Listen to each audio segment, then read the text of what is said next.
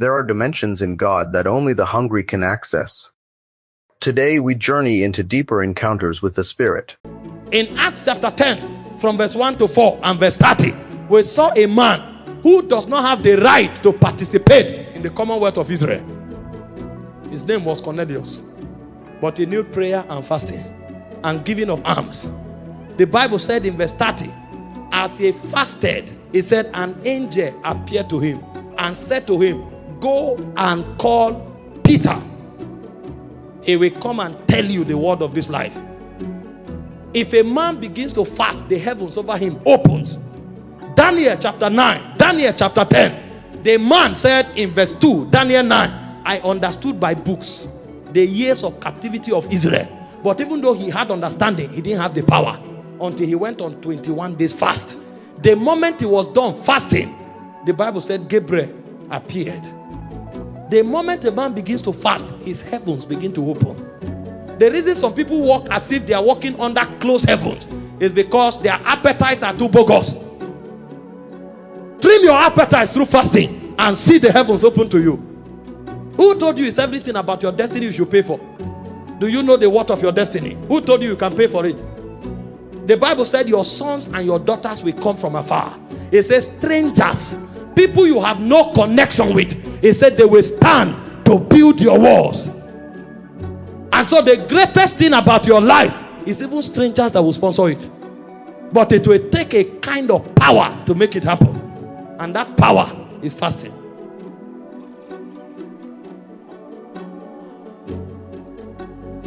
Find people who have periodic encounters, who hear the voice of God casually. They put their appetites in check. When a man doesn't control appetite, God will be far from him. He has God on his inside, but he will not be real to him. Number 4, what is the benefit of fasting? Fasting creates atmospheres of intervention. I was telling my people here, I said, don't be pessimistic about life. It's not only bad things that happen to people. Good things also happen to people. If you lose money, you should also pick money. All the time they say, I lost this money, I lost that. How many times have you picked money? If you don't pick money, then you are not permitted to lose money. Because it's not only bad things that happen, good things also happen. They kicked you out of the door. When will doors open on their own accord? You will need an atmosphere to control and to command that level of power. The moment Daniel started fasting, like I quoted, the Bible said angel Gabriel appeared and he told him, I was made to fly swiftly. That means the angel was a bit reluctant. Something compelled him to function even faster. When you create that atmosphere, anything is possible. In Acts 13 verse 1 and 2, it said when the elders of the church in Antioch prayed and fasted and ministered to the Lord, it says suddenly the Holy Ghost said. That atmosphere is an atmosphere of possibilities. Fasting is not a church activity. Fast on your job, fast in your office, and if you are the boss, get your workers to fast. If you want unexplainable but undeniable things to happen there. Some people think it's only when we gather in church we fast. Who told you that? It's only in church miracles take place. You need more miracles in the world than you need in the church. And so if you want interventions, supernatural interventions on that job, better include fasting. Get your workers to fast. If it's a church-based organization, better. Pray in the office, fast in the office. It's only Christians that think Christianity is an ancient religion that is meant only for church. Enter an Indian restaurant, the first thing you will see is the God. If you don't want to eat, go. And it's not only in India.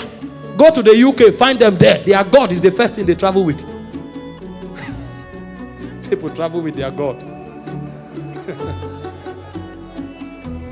But you find a Christian, he's too educated and elitist for God. He comes to the office, he's speaking, hello, hello. Then demons will slap them off the seat. He wake up and say, I have headache. It's not finishing. Why will he finish? He wakes up, he says, stroke. I don't know why I can't bend my back. How can you bend your back when you left your God in church?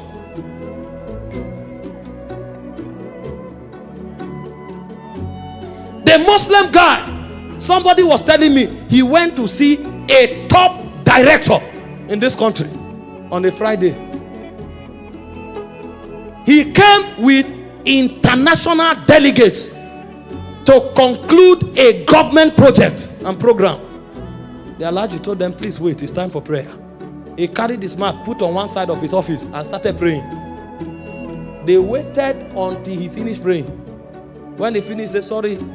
He is surprised if you don't know that he should do it. And he will be surprised if you are offended. He can cancel that thing and say, go to her. But a Christian, his God will always wait. And that's why when the devil comes, usually he comes when his God is waiting. And his doors are porous for attacks and destruction. Fasting is not church activity. It's part of church activity, but it's a lifestyle. Because you will need daily interventions. And so when you are fasting, be conscious of intervention. He said the Lord shall be a wall of fire around you. He said angels shall encompass around you. So when you start fasting, these things should become aware and realities to your spirit. When things want to happen with you, tell yourself, no, I'm an impregnable fortress. Because when I was fasting, it was not a religious activity. I was creating a wall of fire around myself. Things don't happen to me. I make things happen. When we talk like that, it's because of what we are doing. Number 5, fasting is an activator of ordinations. Every time people begin to fast, dimensions of their ordinations begin to wake up. Your ordination will be dormant until you fast. In Matthew 4 verse 1 and 2, the Bible said the Holy Ghost drove Jesus to the wilderness to be tempted. And he said Jesus fasted and prayed for 40 days. The moment he returned, his ordination was activated. He entered the temple and began to preach the gospel immediately. In Acts 13 verse 1 and 2, as they fasted and ministered to the Lord, the Holy Ghost says, separate unto me Paul and Barnabas. Many believers come to tell you, what is my calling? The question is not what is my calling, is should I fast? Because if you are fasting, you won't ask somebody about your calling. Your ordination will not be awoken until fasting becomes your lifestyle. And don't make another man gives you a destiny that was not written for you. Because men have programs, men have projects, men have institutions. You must be aware of your ordination first. If it's God leading you to walk with someone, that's beautiful. It's God leading you. But if you don't know your ordination, don't be tied to something when there is a calling for you. It will take fasting to be aware of it. So you don't live through life and not even scratch your destiny. Because there are many persons who are not aware why they came here. And the reason they are not aware is because fasting is not part of their daily menu. They eat everything at every time. Somebody wakes up in the morning around 7:30, he's already yawning. He starts with granite, he enters chim-chim. He takes tea, he now takes akara. Are you an eater?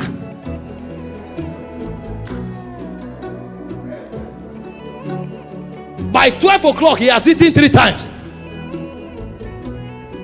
He just took Indomie at home, he gets to work, he takes tea. Before you know what is happening, there's light refreshment. This is how they'll be doing their hands. They'll be putting food in their mouth stylishly. Are you a glutton? Will you eat your destiny?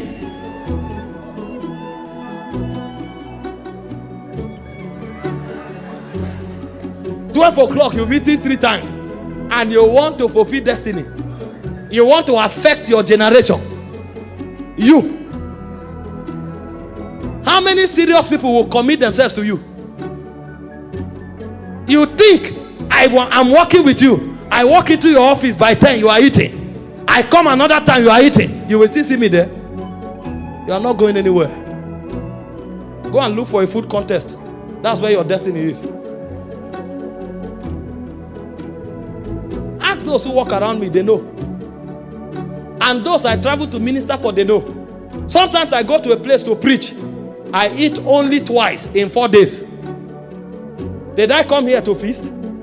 When I went to Pakistan, I was there for 7 days. I ate less than 6 times. The guy looked at me and said, "What do you eat? Is the food not good?" I said, "Don't worry, this stomach is locked." I came to the Middle East. I come to an Asian continent. to contend with the forces of Islam, and then I will say, wow, what kind of food is this? Wow, this is a good meal. How do you prepare it? Am I a chef?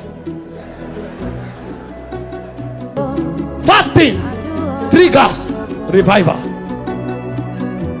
If you are not fasting, your spiritual life will be up and down, up and down, up and down. Find a man who is constantly on fire. He has won the battle over food. He has conquered his appetite. Nothing kills the move of the spirit in a man's soul like his subscription to his appetite.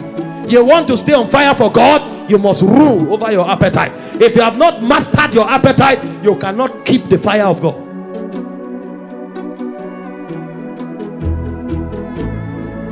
Every time there's a revival, men turn to God through fasting. Daniel 9 verse 3, Joel 2 verse 12. It's not possible to have revival without fasting. When God breaks upon a people, find out they've humbled themselves through fasting. And so instead of pursuing people and say, give me your fire, go and excavate yours on the altar of fasting. Because anything given to you can be taken, but anything you discover is yours forever. Nobody can take it away from you. I'm not on fire just because hands were laid on me. I have given myself to certain things. Pastor Victor knows. Anytime my spirit is going down, there's a 14 days prescription I have. I pray every 1 hour in every 3 hours. 6 to 7, 9 to 10, 12 to 1, 3 to 4, 6 to 7. I maintain that schedule for 14 days, and I read the New Testament with fasting and prayer. If I do that, oh my God, no matter how dead my battery is, it comes alive. Because one of the ways of setting yourself on fire is to engage consistently the altar of fasting. If you fast long enough, you will notice even the world will become noisy to you. Fast for 7 days and come out of your house and find out if you want to go to the studio to watch football. Even the football will become noisy. Sometimes you fast until even the atmosphere, you can censor it. The air is passing. You can pick every air that touches your body. Your sensitivity is that strong. There's a time I fast. If I exceed 21 days, even if I'm lying down sleeping, if somebody is at the door, I can wake up and tell you, Nathaniel is at the door.